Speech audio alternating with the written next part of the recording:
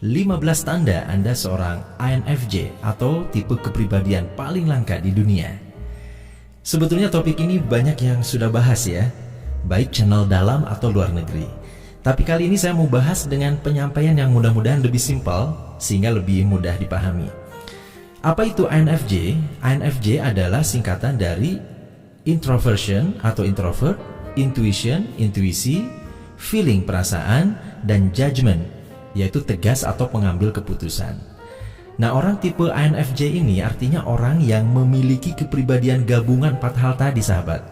Dia sebagai introvert memiliki intuisi, juga memiliki perasaan yang tajam, dan juga memiliki sisi tegas atau judgment.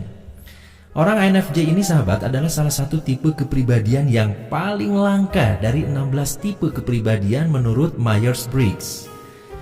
Jumlahnya hanya sekitar 2% dari populasi dunia. Di Indonesia sendiri, kalau Anda ingin tahu dari 16 kepribadian Myers-Briggs, Anda itu masuk yang mana? Nah, Anda bisa mengikuti yang namanya MBTI test atau Myers-Briggs Type Indicator. Nah, saya sendiri belum pernah coba ya untuk MBTI test. Saya pernahnya mengikuti Stephen test. Ada yang dengan metode sidik jari dan juga tes tertulis.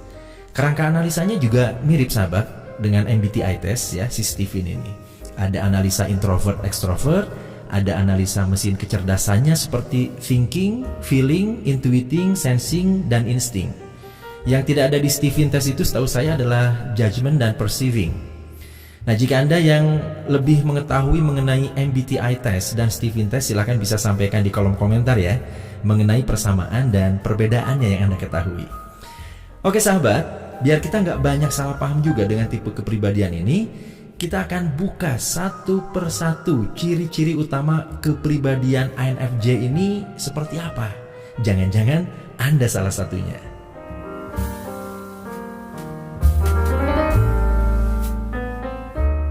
Nomor 1, panjang gelombang otak yang berbeda. Sahabat, INFJ cenderung merasa teralienasi dari lingkungan. Nah, ini negatifnya nih. Merasa terasing, merasa berada di luar lingkungannya. Katanya, hal ini disebabkan orang INFJ itu punya panjang gelombang otak yang berbeda dengan kebanyakan orang, yaitu frekuensi otaknya ada di sedang ke rendah dengan amplitudo yang sangat tinggi. Fungsi dominan mereka adalah intuisi, sahabat. Jadi mereka itu secara tidak sadar sering melihat segala hal dalam kehidupan itu sebagai suatu pola dasar atau pattern. Sebagian besar pola-pola ini berkaitan dengan sifat manusia. Nah, intuisi itu apa? Intuisi itu adalah kemampuan seseorang untuk secara tidak sadar memahami sesuatu tanpa dia tahu bagaimana dia bisa memahami hal tersebut. Jadi mungkin bisa digambarkan sebagai kemampuan psikis ya, sahabat. Nah, ini kalau di dunia pesantren juga ada itu istilah yang seperti itu, mirip-mirip, yaitu sebutan ketika seseorang gak pernah mempelajari suatu bidang ilmu tertentu, tapi tiba-tiba dia dapat menguasai bidang ilmu tersebut. Nah, mereka mengistilahkannya dengan ilmu laduni ya, kalau di dunia pesantren itu setahu saya.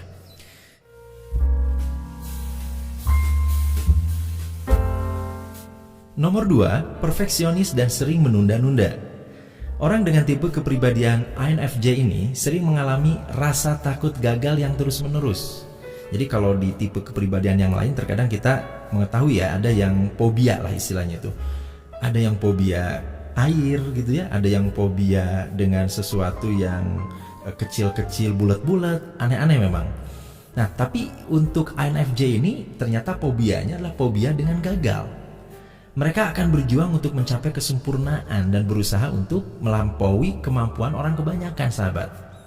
Orang INFJ ini banyak menunda-nunda bukan karena mereka malas ya, tapi karena kebutuhan alam bawah sadarnya yang terus mengejar kesempurnaan mutlak dalam semua hal. Pasti capek nih hidupnya kalau seperti ini, pasti capek banget ya, kebayang lah ya. Nah, karena maunya perfect dari awal, dari perencanaan, dari konsep, dari blueprint, akhirnya actionnya tertunda. Gak action itu maksudnya. Jadi bukan berarti sering menunda-nunda di sini karena malas ya, tetapi karena saking perfeksionisnya, akhirnya gak action, konsep terus, nge-blueprint terus begitu. Nah, padahal sebetulnya orang INFJ ini, sahabat, dapat melakukan semua hal tanpa harus berusaha keras. Karena memang alaminya atau DNA-nya mereka itu memang orang cerdas, smart dan atau pintar. Nah, imbasnya karena target awalnya adalah kesempurnaan, maka mereka mengalami kesulitan saat mendapatkan kritik, sahabat. Jadi kritik itu bagi mereka sangat memukul, sangat ya ini negatifnya baper lah begitu ya. Kritik itu bagi mereka sangat memukul, kepikiran terus, makan jadi nggak semangat, bad mood, bahkan sisi positif dari kritik itu akhirnya malah jadi tidak sampai. Nah, untungnya sahabat, saat mereka semakin dewasa katanya, mereka merasa lebih gampang melepaskan diri dari kebutuhan akan kesempurnaan ini. Jadi mereka akan fokus membangun kepercayaan diri mereka bahwa mereka mampu untuk mencapai hasil luar biasa, tanpa lagi ditakuti dengan takut tidak perfect, takut ada cacatnya, atau takut ada yang masih ngeganjel, itu istilahnya. Mereka akan semakin dewasa dan semakin memaafkan diri sendiri atas ketidakidealan sebagaimana yang ada di dalam pikiran mereka.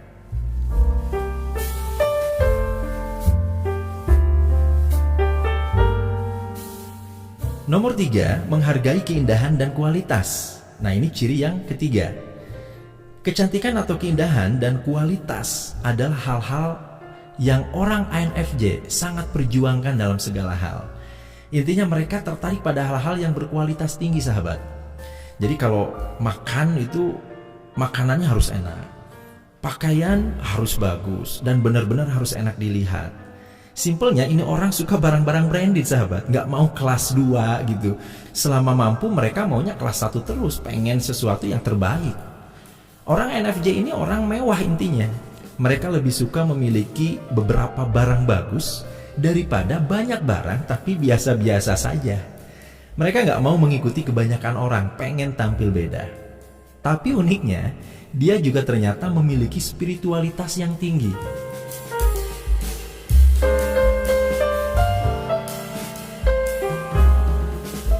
Nomor 4, hangat dan mempesona. Orang INFJ adalah orang yang sangat menawan, sehingga tidak jarang orang asing itu mudah dekat dan akhirnya mau curhat, sahabat. Orang dengan tipe kepribadian ini biasanya memiliki aura yang membuat orang lain merasa sangat nyaman dan damai saat berada di dekatnya. Kalau bikin perusahaan, bakal jadi perusahaan yang menyenangkan, dan mereka sangat pandai membuat karyawan juga merasa nyaman. Tidak hanya menawan, sahabat, orang INFJ ini juga pendengar yang sangat baik sekaligus ahli dalam komunikasi. Jadi mereka berbicara dengan kalimat yang terstruktur, mudah dimengerti, ketika bertemu dengan orang mampu menyampaikan atau membuat orang lain terpikat kapanpun dimanapun begitu.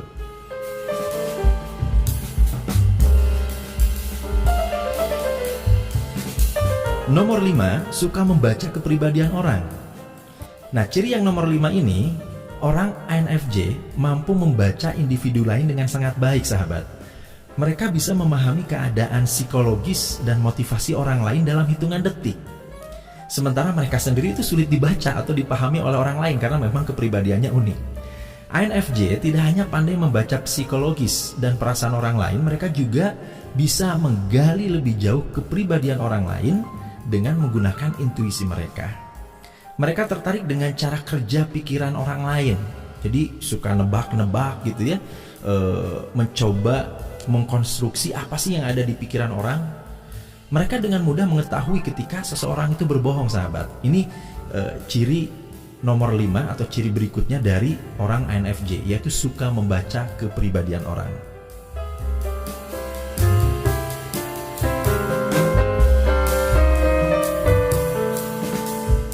Nomor 6, menyerap energi orang lain. Ini ciri yang juga menarik dari orang INFJ.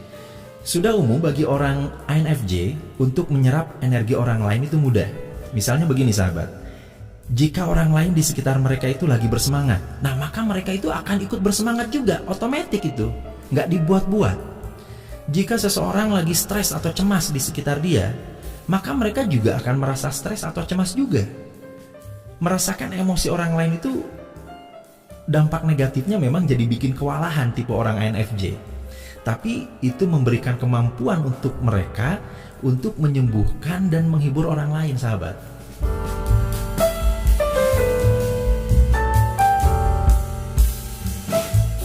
Nomor 7, menciptakan kedekatan emosional.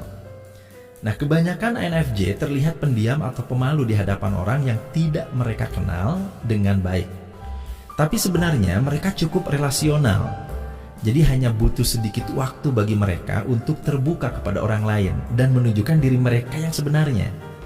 Orang INFJ ini, sahabat, mendambakan hubungan yang otentik, yang berkualitas, yang gak dibuat-buat gitu, dan berusaha mempercayai orang secara lebih dalam. Dan karena kemampuan mereka untuk berempati dan melakukan percakapan yang penuh makna, mereka menjalin ikatan emosional yang kuat dengan orang yang mereka percayai. Jadi di sisi lain memang bisa dibilang agak susah berteman dengan mereka gitu kalau beneran pengen jadi teman, bukan sebatas ngobrol ya. Bukan sebatas cuap-cuap, ngobrol akrab, tetapi menjadi teman. Nah, ini gak gampang untuk menjadi teman mereka. Butuh sedikit waktu sampai akhirnya mereka benar-benar memberikan kepercayaannya kepada kita gitu.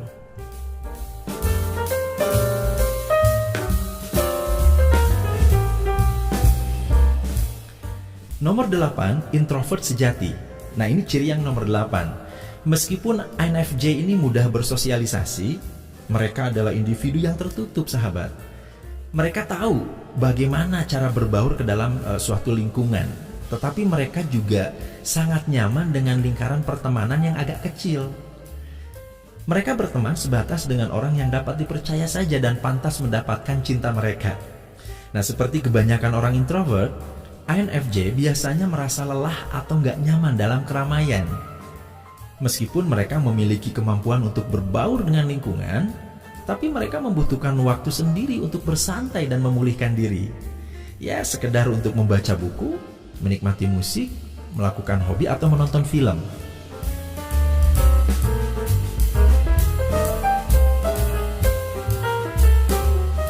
Nomor 9, sensitif terhadap konflik. Konflik ini akan membuat orang INFJ jadi stres. Makanya mereka selalu berusaha menciptakan hubungan yang harmonis dengan semua orang. Dan mereka menginginkan agar orang lain juga membantu menjaga keharmonisan dalam hubungan tersebut. Nah, ketika konflik muncul, mereka akan sulit tidur dan sulit berkonsentrasi. Konflik bahkan dapat membuat tubuh mereka juga ikut stres, seperti nyeri otot, sakit kepala, sakit perut, atau gangguan tubuh yang tidak diinginkan. Tentu saja ini tidak berarti bahwa orang INFJ akan terus berusaha menghindari konflik, sahabat. Seiring waktu, orang INFJ juga akan menetapkan satu batasan untuk membela kebutuhan mereka sendiri kendati harus menghadapi risiko konflik.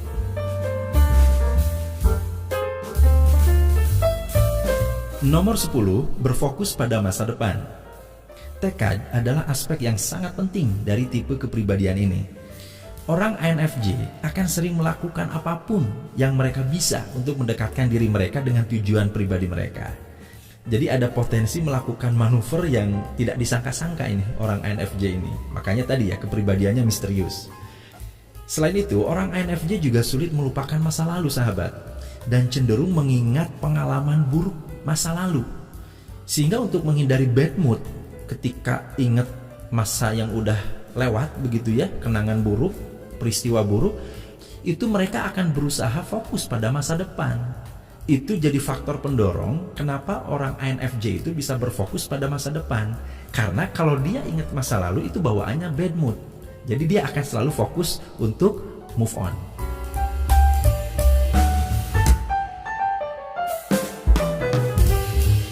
Nomor 11, suka menolong.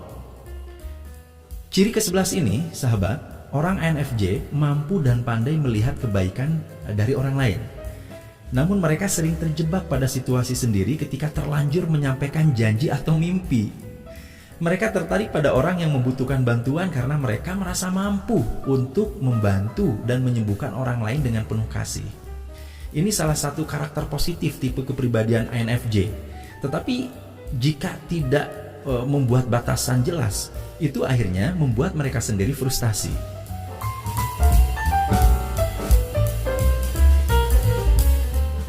Nomor 12, pemikir intelektual. Orang INFJ ini sering berpikir sangat dalam tentang tujuan, makna, dan apapun yang membuat segala sesuatu bisa berdampak besar dalam kehidupan mereka.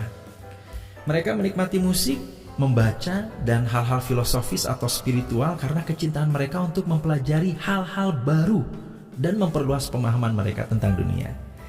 Jadi secara alamiah sahabat, karena kebutuhan mereka untuk memahami ide dan inspirasi yang begitu dalam, maka orang INFJ tidak akan jadi korban gosip atau hal sepele.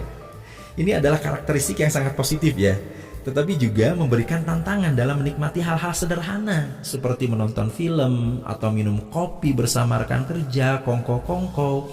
Artinya apa? Orang dengan kepribadian INFJ ini sahabat, berdasarkan ciri nomor 12, ini akhirnya ya memang balik lagi susah berbaur dengan keramaian. Karena di dalam keramaian itu ya banyak hal-hal yang mungkin dianggap remeh-temeh, dianggap hal yang sepele. Nah ini orang tipe INFJ nggak suka ini. Orang INFJ sering mengalami kesulitan untuk bersantai atau melakukan aktivitas sehari-hari tanpa terlalu memikirkannya. Jadi istilah orang Bandung begitu ya, lamun mikir jero teuing. Artinya orang yang suka memikirkan segala sesuatu terlalu dalam, terlalu serius, tidak easy going.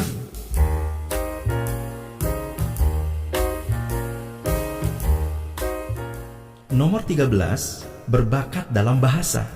Orang INFJ ini biasanya menghabiskan waktu sendirian untuk melakukan hobi pribadi mereka. Mereka sangat berwawasan, memiliki kreativitas yang tinggi, dan seringkali disertai dengan pemahaman bahasa yang luar biasa.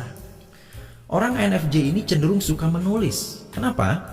Karena bagi mereka itu menulis adalah jalan keluar yang memungkinkan mereka bisa mengekspresikan pemikiran atau ide kreatif tanpa banyak hambatan.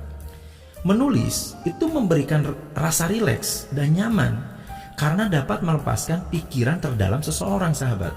Orang INFJ ini seringkali adalah penulis yang sangat berbakat dan sukses karena kemampuan mereka untuk menggunakan simbolisme dalam tulisan mereka.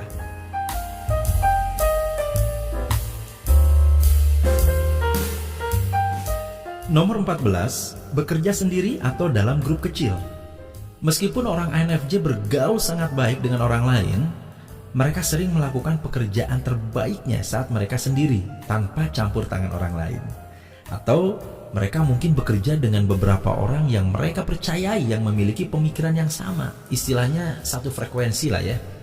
Nah orang INFJ ini adalah orang yang emosional dan sangat sensitif sahabat. Tetapi mereka juga bisa sangat analitis dan ilmiah.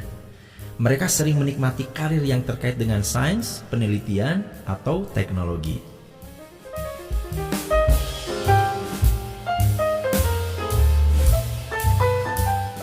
Nomor 15, berfokus pada apa yang benar.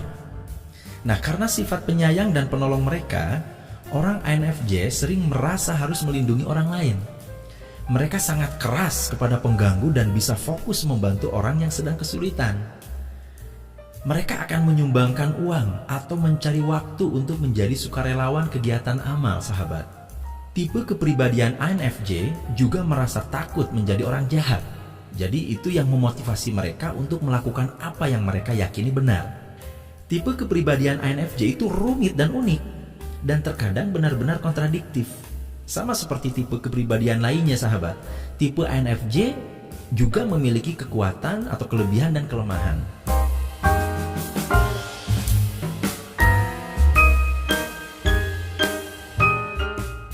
Beritahu pendapat Anda di kolom komentar, berapa banyak dari sifat-sifat tadi yang sesuai dengan Anda.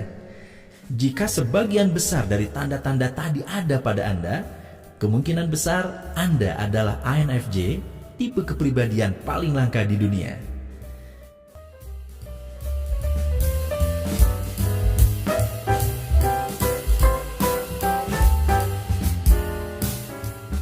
Jika Anda menyukai video ini, berikan jempol dan bagikan dengan teman-teman Anda. Insya Allah bermanfaat dan saya pun bisa terus membuat video-video berkualitas lainnya untuk Anda. Untuk lebih banyak video seperti ini, tekan tombol subscribe dan logo loncengnya diklik agar Anda mendapatkan pemberitahuan saat saya memposting video baru. Video ini juga bisa dijadikan podcast, jadi Anda bisa mendengarkan audionya saja sambil Anda tetap mengerjakan berbagai rutinitas. Terima kasih sudah menonton dan sampai jumpa kembali di video selanjutnya.